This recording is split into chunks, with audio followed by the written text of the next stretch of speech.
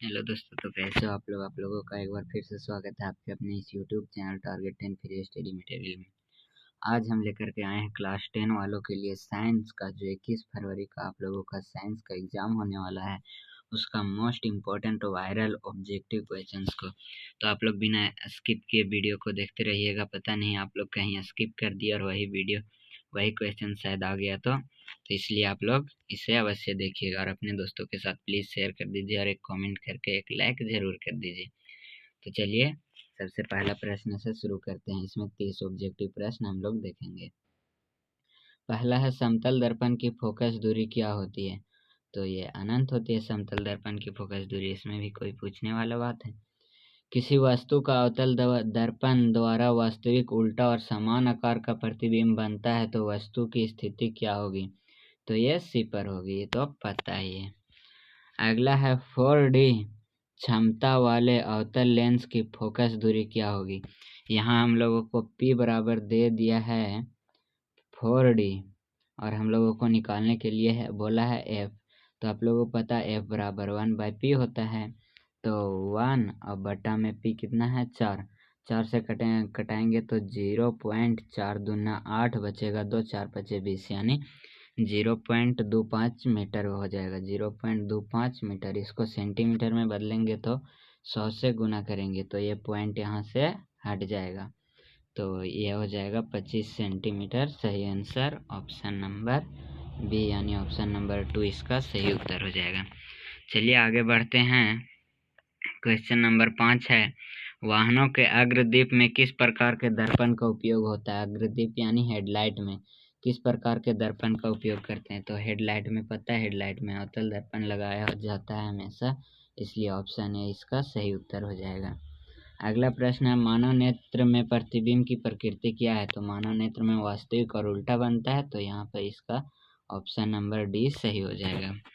चलिए आगे बढ़ते हैं। तो आगे हमारा प्रश्न है, क्वेश्चन नंबर 6 है, 1 किलोवाट आवर निम्न में से किसकी इकाई है? तो ये ऊर्जा का है, ऑप्शन नंबर बी। अगला प्रश्न है, अतिभारण के समय विद्युत परिपथ में विद्युत का मान हो जाता है। तो अतिभारण जब होता है ना तो विद्युत परिपथ में बहुत कम हो जाता है विद्युत धारा का मान।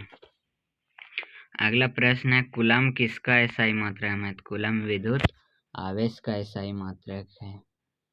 आगे बढ़ते हैं।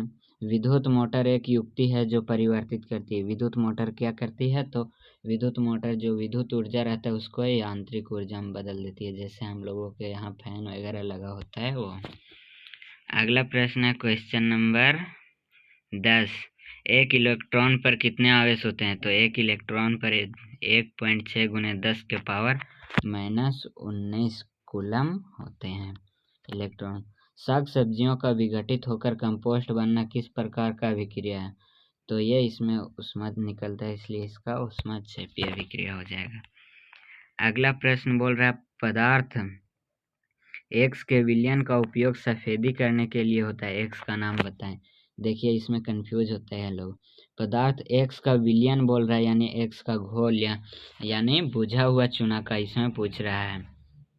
उपयोग पदार्थ एक्स के विलयन का उपयोग सफेदी करने के लिए होता है, एक्स का नाम बताइए। यानी एक्स के विलयन जो है उसका उपयोग सफेदी करने के लिए होता है, तो एक्स का नाम क्या होगा? तो ये CaO यानी बिना बुझा हुआ चूना कैल्शियम ऑक्साइड, इसका ऑप्शन नंबर 2 सही हो जाएगा।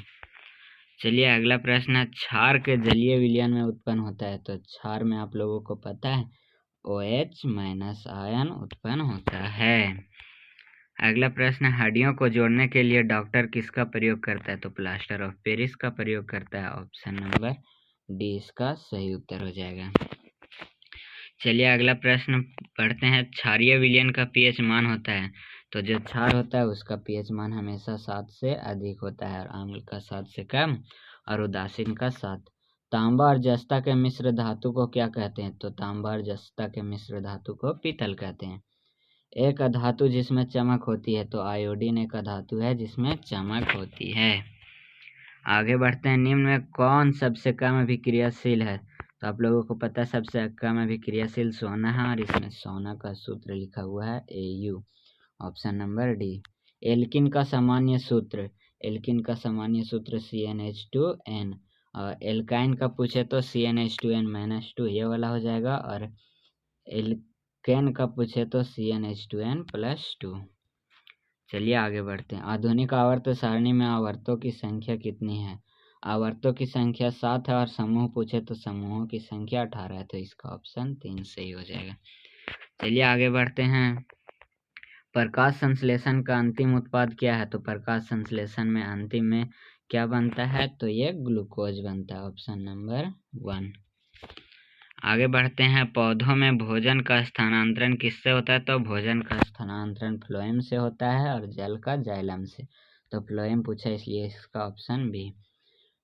पराग नलिका का बीजांड की ओर वृद्धि करना किस प्रकार का अनुवर्तन है? तो ये रसायनानुवर्तन है, ऑप्शन नंबर 1। चलिए आगे बढ़ते हैं हम लोग। कौन सा हार्मोन रुधिर में शर्करा की मात्रा को नियंत्रित करता है? तो ये इंसुलिन करता है, ऑप्शन नंबर ए इसका सही हो जाएगा। चलिए आगे बढ़ते हैं। प्लेनेरिया में किस प्रकार जनन होता है? तो प्लेनेरिया में पुनरुद्भवन होता है, इसका ऑप्शन नंबर सी सही उत्तर हो जाएगा। और आगे बढ़ते हैं तो प्लेनेरियम पुनरुद्भवन हो गया। निम्नांकित में कौन एकलिंगी है? किधर गए है यार? चलिए टेंशन नहीं लीजिए, यहाँ पे आ गया। निम्नलिखित में कौन एकलिंगी है? यहाँ पे निम्नांकित में कौन एकलिंगी है? तो एकलिंगी पपीता है, ऑप्शन नंबर 2 इसका सही हो जाएगा। चलिए अगला प्रश्न बढ़ते हैं आगे की ओर। जीन की रासायनिक संरचना क्या है? तो जीन की रासायनिक संरचना DNA होता है, आप लोगों को पता है। चलिए और आगे बढ़ते हैं। तो यहाँ तापमान, वर्षा, पवन आदि पर्यावरण के किस प्रकार के कारक हैं? तो ये जैविक नहीं है, मृदीय भी नहीं है, ये भौतिक कारक हैं, यानी पर्यावरण द्वारा। चिपको आंदोलन कब प्रारंभ हुआ? इसको आप लोगों को कमेंट करके बताना है। चलिए आगे बढ़ते हैं। निम्नांकित में कौन समापयोग संसाधन है? तो जो कोयला है ये समापयोग संसाधन है, इसलिए इसका कोयला सही हो जाएगा। तो ये रहा आप लोगों का आज का 30 मोस्ट इम्पोर्टेंट क्वेश्चन जो आपके एग्जाम में आने की प्रबल संभावना है। और हाँ, अभी तक आप हमारे चैनल को सब्सक्राइब नहीं किए हैं तो प्लीज़ सब्सक्राइब करके अपने दोस्तों के साथ शेयर ज़रूर कर दीजिए, ताकि हमें भी मोटिवेशन मिले, और एक प्यारा सा कमेंट ज़रूर कर दीजिए। फिर मिलते हैं नेक्स्ट वीडियो में, तब तक के लिए जय हिंद।